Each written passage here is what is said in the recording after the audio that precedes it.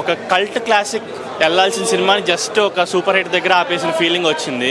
First negatives చెప్తే first ఆ heroine track పెద్ద నెగిటివ్. అసలు అది తీసేసి అసలు ఈ సినిమాకి హీరోయినే అవసరం లేదు, అది తీసేసి కంప్లీట్గా ఒక ఇంకా మంచి ఎమోషనల్ సీన్స్ పెట్టుంటే ఇంకా నెక్స్ట్ లెవెల్కి వెళ్ళేది cinema. But even though cinema first of all Charan గారికి హ్యాట్స్ ఆఫ్. ఇలాంటి ఒక రోల్ పోర్ట్రే చేయాలని చాలా అంటే చాలా గట్స్ ఉండాలి. అండ్ సినిమా అయితే ఎక్కడ బోర్ అనిపించదు.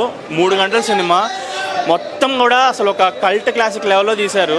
అంటే ఇంకా అక్కడ దాకా వెళ్ళాల్సిన సినిమాని ఇంకా అక్కడే సూపర్ హిట్ దగ్గర ఆపేశారన్న ఫీలింగ్ వచ్చింది. So first of all positives చెప్పాలంటే కనుక రామ్ చరణ్ గారు is the biggest plus in this film. Literally 1 man show అండి, మొత్తం క్యారీ ఫార్వర్డ్ చేశారు ఆయన భుజాల మీద వేసుకొని.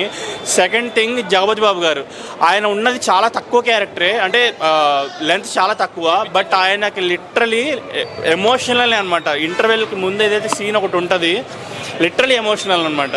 అండ్ సెకండ్ వచ్చేసి శివన్న ఇంకా ఈ సెకండ్ హాఫ్ నుంచి ఆయన క్యారెక్టర్ స్టార్ట్ అవుతుంది. మొత్తం నెక్స్ట్ లెవెల్ సెకండ్ హాఫ్ మొత్తం ఆయనే ఉంటారు. సో చరణ్ గారితో పాటు వీళ్ళిద్దరూ అంటే చాలా మంచి పర్ఫార్మెన్స్ ఇచ్చారు. ఒకటి మైనస్ ఏంటంటే 2 మైనస్లు ఈ సినిమాలో. ఒకటి హీరోయిన్ ట్రాక్, సెకండ్ పాయింట్ ఏంటంటే డబ్బింగ్ ఏంటంటే కొన్ని డైలాగ్స్ ఏవైతే ఉన్నాయో అసలు సరిగ్గా కనెక్ట్ అవ్వాలి, అంటే అర్థం కాలేదు సినిమా. కొన్ని డైలాగ్స్ ఏంటంటే ఏదో మిక్సింగ్లో ప్రాబ్లమా మరి థియేటర్ సౌండింగ్లో ప్రాబ్లం తెలియదు, కానీ పాటలు వచ్చినప్పుడేమో సౌండ్ బాగా వినిపించింది, అదే డైలాగ్స్కి వచ్చినప్పుడు సౌండ్ చాలా తక్కువ అయిపోయింది అనమాట. అది ఒక పెద్ద మైనస్. ఈ 2 పక్కన పెడితే సినిమా అయితే చాలా చాలా బాగుంది. సో అగైన్ చరణ్ గారి కెరియర్లో పెద్దిగాడు అనేది ఒక మంచి నెక్స్ట్ లెవెల్ క్యారెక్టర్ మళ్ళీ పడిందని అనిపించింది.